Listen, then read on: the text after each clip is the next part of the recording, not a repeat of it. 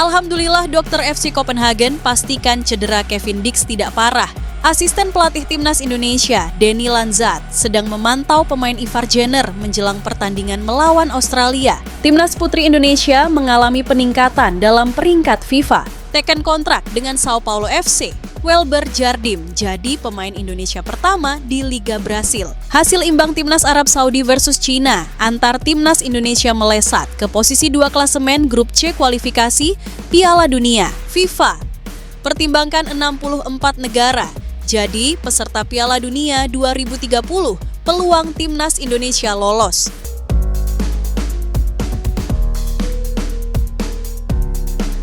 Alhamdulillah dokter FC Copenhagen pastikan cedera Kevin Dix tidak parah, berkah untuk timnas Indonesia. Bek keturunan itu besar, kemungkinan bisa membela timnas Indonesia melawan Australia dan Bahrain. Kevin Dix terlihat sangat kesakitan usai kaki kanannya mengalami cedera. Hingga akhirnya FC Copenhagen kalah 1-2 dari Chelsea. Kedua tim ini akan kembali bertemu pada leg kedua UEFA Conference League 2024/2050 di Stadion Stamford Bridge, London, Jumat, 16 Maret 2025. Sangat ditunggu-tunggu apakah Kevin Dix sudah sembuh dari cederanya itu atau belum. Baru-baru ini Kevin Dix membagikan kabar baik melalui Instagram story eksklusif. Kevin Dix sudah mendapatkan informasi dari dokter tim FC Copenhagen bahwa cederanya tidak parah. Tentu saja ini menjadi kabar baik bagi Kevin Dix dan pecinta sepak bola Indonesia. Pasalnya, Kevin Dix diharapkan bisa membela timnas Indonesia melawan Australia pada laga ke-7 grup C putaran ketiga kualifikasi Piala Dunia 2026 zona Asia di Sydney Football Stadium, Sydney, Kamis 20 Maret 2025. Setelah itu, timnas Indonesia akan menjamu Bahrain pada laga ke-8 grup C putaran ketiga kualifikasi Piala Dunia 2026 zona Asia di Stadion Utama Gelora, Bung Karno, Senayan, Jakarta Pusat, Selasa, 25 Maret 2025. Jika memang dipanggil, maka Kevin Dix diminta sudah bergabung bersama timnas Indonesia pada 18 Maret 2025 di Australia. Ini benar-benar menyakitkan, tetapi dokter mengatakan bahwa cedera ini tidak terlalu buruk. Besok, Sabtu, saya akan scan dan memberitahu kalian tentang hasilnya. Tetap optimis, kata Kevin Dix. Kevin Dix sebelumnya sudah menjalani debu bersama timnas Indonesia saat melawan Jepang pada laga kelima, grup C putaran ketiga, kualifikasi Piala Dunia 2026 zona Asia di SUGBK, Jumat 15 November 2024. Sayangnya dalam laga yang dimenangkan Jepang dengan skor 4-0 atas timnas Indonesia, Kevin Dix mengalami cedera.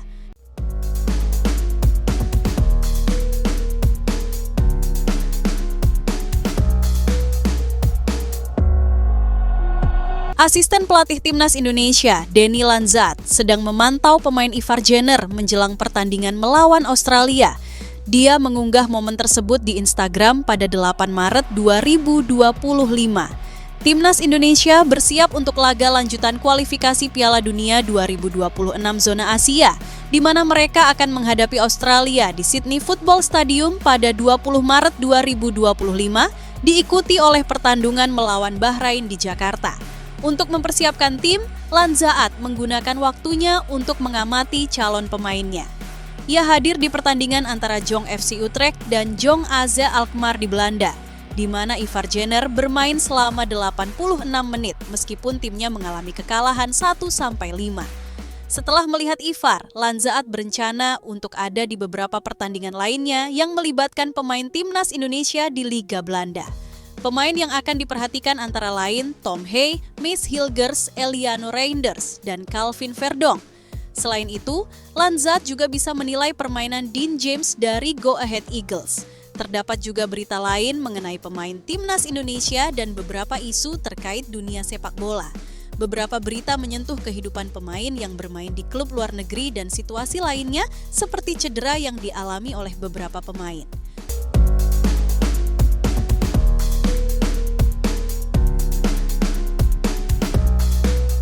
Rafael Struijk sedang menghadapi dilema di Brisbane Roar, di mana karirnya tidak berjalan sesuai harapan. Dia bergabung dengan tim tersebut pada September 2024, berharap mendapatkan lebih banyak waktu bermain, tetapi malah kesulitan menembus skuad utama. Setelah hampir 20 pekan di Liga Australia, Struijk hanya tampil 9 kali dan mencetak 1 gol, serta belum pernah bermain penuh 90 menit. Karena kurangnya kesempatan tersebut, dia mulai mempertimbangkan untuk kembali ke Eropa karena kontraknya di Brisbane Roar akan berakhir pada Juni 2025. Struijk mengaku fokus pada situasinya saat ini, tetapi tidak menolak kemungkinan untuk kembali ke Eropa. Dia juga melihat kedatangan Patrick Kluivert sebagai pelatih timnas Indonesia sebagai kesempatan berharga. Kluivert, yang merupakan mantan penyerang top Eropa, dianggap sebagai sosok yang bisa membantu Struijk mengasah kemampuannya. Struijk berharap bisa meningkatkan performanya di timnas di bawah bimbingan Kluivert, mengingat ia baru mencetak 1 gol dari 31 penampilan di berbagai kelompok umur timnas Indonesia. Saat ini, Struijk menghadapi 2 pilihan, tetap di Brisbane Roar dan berjuang untuk mendapatkan peluang bermain lebih banyak, atau mencari klub baru di Eropa yang bisa mendukung perkembangan karirnya. Performanya di timnas Indonesia di bawah Kluivert bisa berpengaruh besar terhadap peluangnya kembali ke Eropa. Keputusan yang akan diambil Struijk dalam beberapa bulan ke depan menjadi krusial bagi masa depannya. Apakah dia akan bertahan di Brisbane atau memilih untuk kembali ke Eropa masih belum pasti, tetapi dengan Kluivert sebagai pelatih, harapan untuk masa depan yang lebih baik semakin terbuka lebar.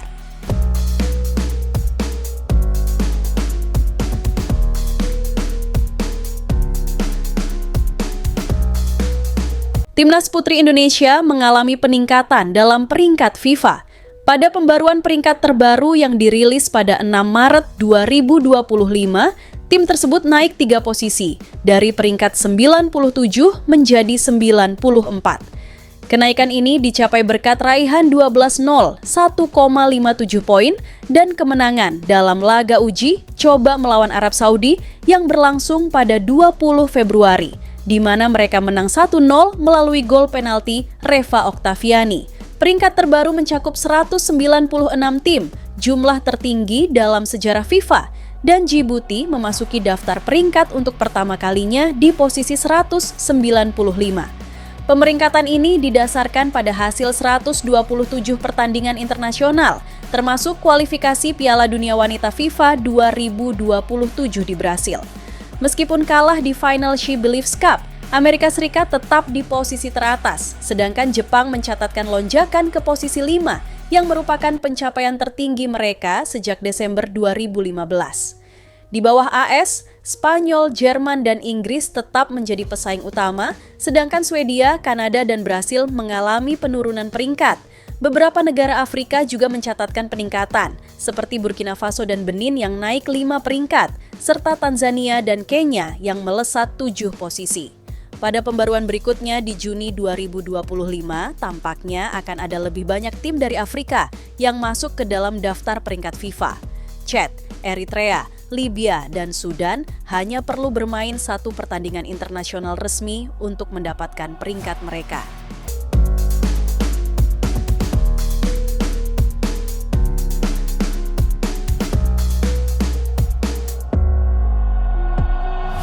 Teken kontrak dengan Sao Paulo FC, Welber Jardim jadi pemain Indonesia pertama di Liga Brasil. Dengan kontrak ini, Welber Jardim mencatatkan sejarah dengan menjadi pemain Indonesia pertama yang dikontrak klub Brasil. Pemain dengan nama lengkap Welber Liscott de Halim Jardim ini secara resmi menandatangani kontrak profesional pertamanya dengan Sao Paulo FC pada Jumat, 7 Maret 2025, waktu Brasil. Welber Jardim sukses membawa timnya menjadi juara di 3 kejuaraan usia muda di ajang dunia, yakni Gothia Cup 2019 di Swedia, Dana Cup 2019 di Denmark, dan Piala Adidas Maladewis 2019 di Prancis. Setelah itu, selain fokus dengan Sao Paulo FC, pemain keturunan Indonesia Brasil ini juga sering mendapatkan panggilan ke timnas U20 Indonesia.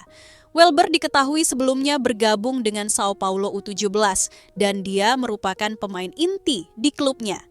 Dia juga telah mengantar Sao Paulo U17 meraih gelar juara Piala Criciúma U17 2023. Welber Jardim dan kawan-kawan meraih gelar juara ini setelah mengalahkan Talleres Junior dari Argentina. Tak hanya menjadi andalan klubnya, Welber Jardim juga belum lama ini menjadi penggawa penting Timnas U20 Indonesia. Penandatanganan kontrak profesional ini menandai langkah penting buat pemain Timnas U20 Indonesia tersebut. Welber mengungkapkan bahwa dia memang resmi menandatangani kontrak profesional pertamanya. Dia merasa senang setelah menandatangani kontrak ini.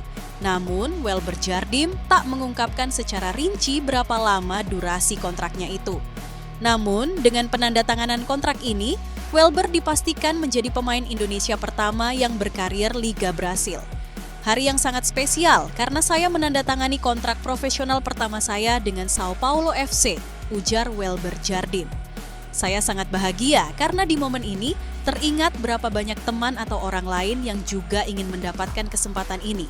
Ucapnya, tak lupa mantan pemain Timnas U17 Indonesia tersebut mengucapkan terima kasih kepada semua orang yang selalu mendukungnya. Saya ingin mengucapkan terima kasih yang sebesar-besarnya kepada semua orang yang telah hadir dalam hidup saya. Semua yang telah membantu saya dalam proses ini, baik secara langsung maupun tidak langsung, kata Welber Jardim. Dalam laman resmi klub maupun media sosial Sao Paulo, belum ada unggahan terbaru terkait kontrak Welber. Namun, pemain diaspora ini telah memberikan kabar baik buat pencinta sepak bola tanah air. Untuk itu, dalam kesempatan ini Welber pun berjanji akan selalu bekerja keras. Selebihnya, biarkan semuanya terjadi secara alami, kata Welber. Usaha saya tidak akan pernah berhenti. Terima kasih Tuhan, tuturnya. Sekadar informasi, Sao Paulo FC saat ini diperkuat pemain-pemain bagus dan berpengalaman, salah satunya adalah Lucas Moura. Mantan pemain Tottenham Hotspur ini memilih kembali ke Sao Paulo sejak 2023.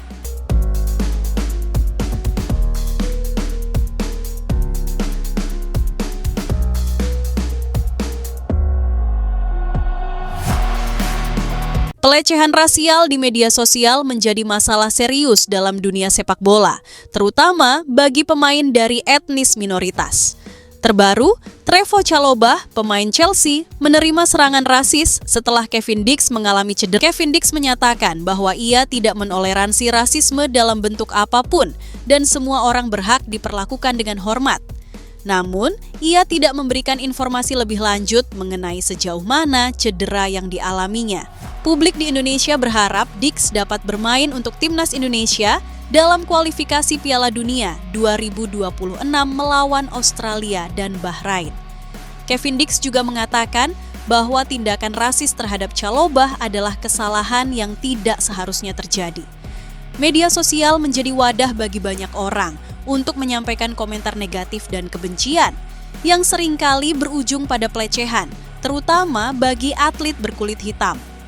Hal ini menunjukkan betapa pentingnya kesadaran dan penegakan terhadap diskriminasi rasial di berbagai platform, termasuk media sosial.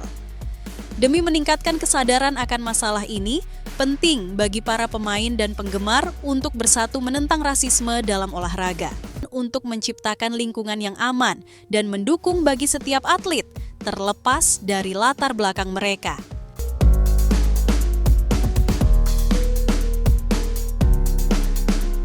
Hasil imbang Timnas Arab Saudi versus Cina, antar Timnas Indonesia melesat ke posisi 2 klasemen grup C kualifikasi Piala Dunia 2026 jika laga Timnas Arab Saudi versus Timnas Cina berakhir imbang.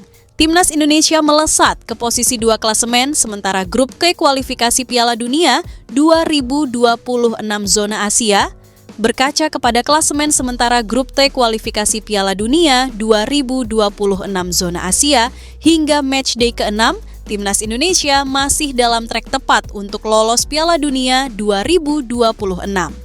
Hingga matchday ke-6, Timnas Jepang superior dengan kukuh di puncak klasemen lewat perolehan 16 angka.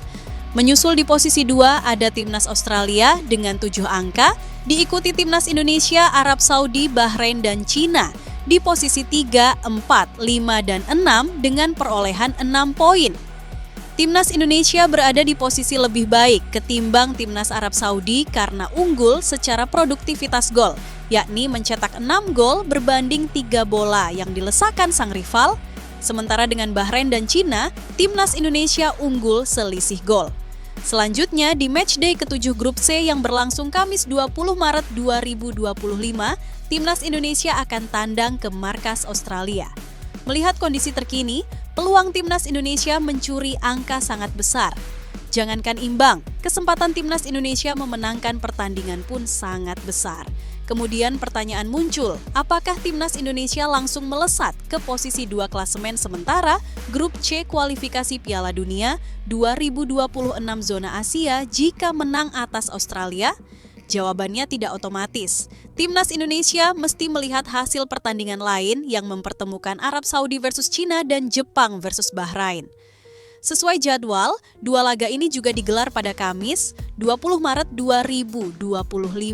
Skuad Garuda mesti berharap laga Arab Saudi versus Cina berakhir imbang. Sebab, jika Timnas Indonesia cuma menang selisih 1 gol dan di laga lain Arab Saudi menang selisih 2 gol atas Cina, Green Falcons yang akan naik ke posisi 2 karena unggul selisih gol kontra skuad Garuda. Karena itu, idealnya laga Arab Saudi melawan Cina berakhir imbang. Bagaimana dengan laga Timnas Jepang? Di atas kertas, Timnas Jepang akan menang atas Bahrain. Jika menang atas Bahrain, Timnas Jepang dipastikan lolos Piala Dunia 2026. Koleksi 19 angka takkan menggeser skuad Hajime Moriyasu dari posisi 2 besar, atau batas akhir tim yang lolos otomatis ke Piala Dunia 2026.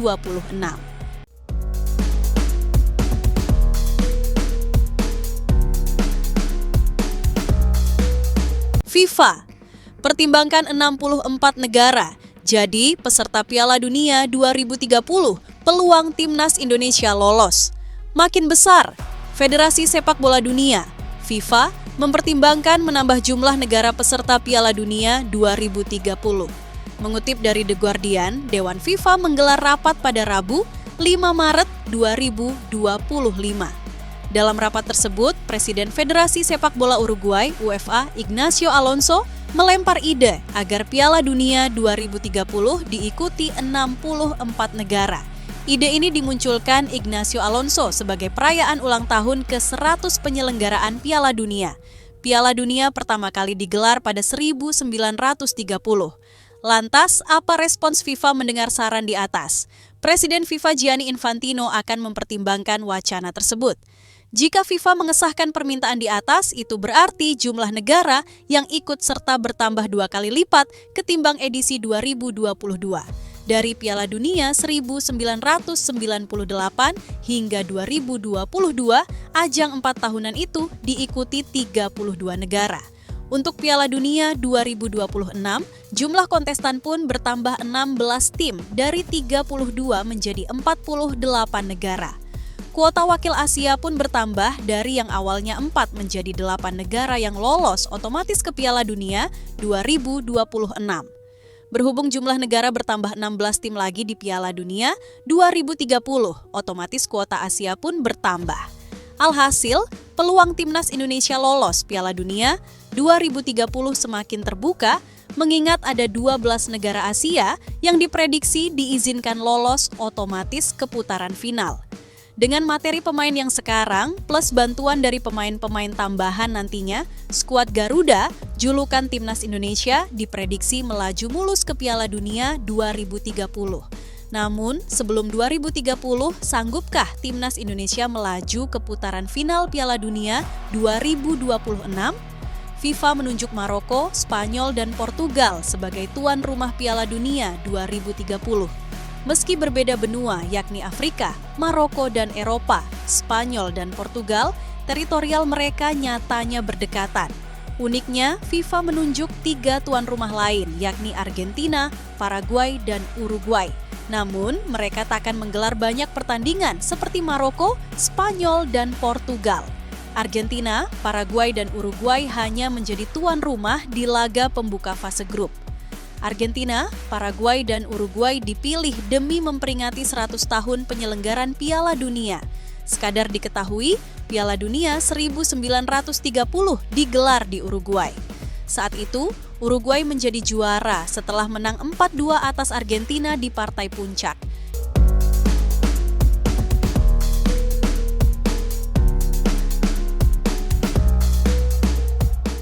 Kapten Timnas U17 Indonesia bicara tantangan hingga target jelang Piala Asia U17 2025. Timnas U17 Indonesia saat ini sibuk menjalani pemusatan latihan (TC) jelang Piala Asia U17 2025 di Bandung. Tim Merah Putih menjalani latihan di lapangan Esport Jabar Arkamanik, Bandung selama TC di Kota Kembang tersebut. Skuad Garuda Asia untuk menghadapi Piala Asia U17 2025 ini memang tak main-main selama menjalani persiapan. Timnas U17 Indonesia dijadwalkan akan menjalani TC di Bandung dan Bogor hingga 16 Maret 2025.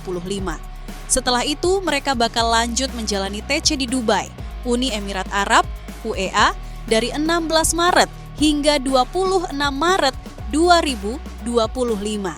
Kemudian, tim Merah Putih harus menuju Arab Saudi untuk persiapan menghadapi Piala Asia U17 2025 yang bergulir pada 3 sampai 20 April 2025.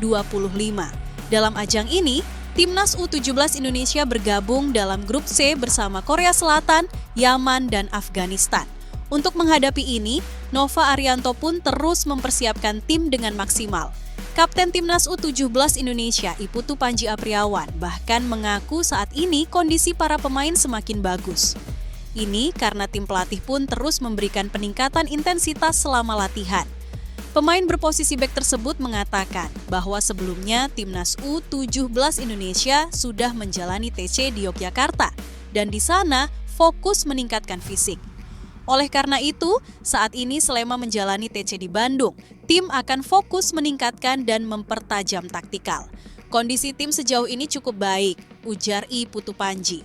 Di Yogyakarta kita meningkatkan kondisi fisik dan di Bandung kita mulai mempertajam taktikal, ucapnya. Lebih lanjut, pemain Bali United ini mengatakan bahwa selama TC di Bandung ini, tim tetap menjalani latihan dengan intensitas tinggi. Dengan latihan intensitas tinggi ini, tentu para pemain merasakan ada tantangan tersendiri.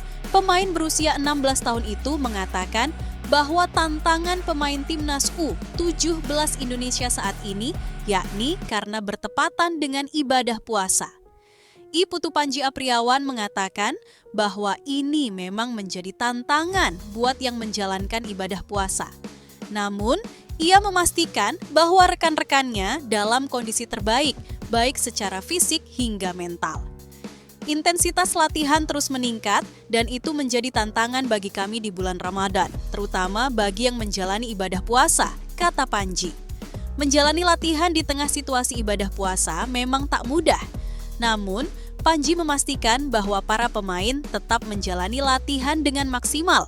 Pasalnya, skuad Garuda Asia memiliki target untuk bisa lolos ke Piala Dunia U17 2025. Untuk itu, setidaknya Panji dan kawan-kawan harus finish atau lolos ke babak 8 besar. Pasalnya, tim yang finish di posisi puncak dan runner-up grup ini nantinya berhak secara otomatis lolos ke Piala Dunia U17 2025.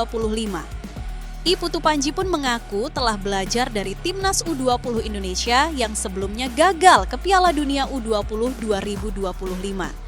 Ia tak ingin Timnas U17 Indonesia terpeslet dan gagal, sehingga ia bertekad memberikan yang terbaik agar skuad Garuda Asia lolos ke Piala Dunia U17 2025 mendatang. Mental, fisik, dan taktikal harus jauh lebih kuat untuk selalu fokus di setiap latihan, sehingga bisa maksimal di Piala Asia dan semoga bisa lolos ke Piala Dunia, tuturnya. Sekedar informasi, selama Timnas U17 Indonesia TC di Dubai nantinya, mereka akan menjalani 4 laga uji coba dari melawan Cina hingga Uni Emirat Arab.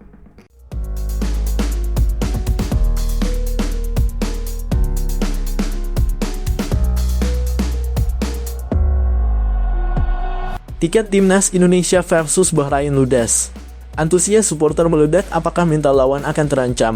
Antusiasme tinggi dari para pecinta sepak bola tanah air kembali terlihat menjelang laga timnas Indonesia melawan Bahrain dalam lanjutan kualifikasi Piala Dunia 2026. Tiket pertandingan yang akan berlangsung di Stadion Utama Gelora Bung Karno SUGBK, Jakarta pada 25 Maret 2025 telah terjual habis dalam waktu singkat. Informasi ini diumumkan langsung melalui akun resmi Timnas Indonesia menegaskan tingginya minat supporter untuk mendukung langsung skuad Garuda. PSSI secara resmi membuka penjualan tiket pada Selasa 4 Maret 2025, tepat pukul 10.00 waktu Indonesia Barat. Dalam kurun waktu kurang dari 10 jam, seluruh tiket ludes terjual. Kali ini tiket dijual dengan harga normal melalui aplikasi Livin by Mandiri, berbeda dengan laga melawan Jepang dan Arab Saudi pada November 2024 yang sempat menawarkan harga promo.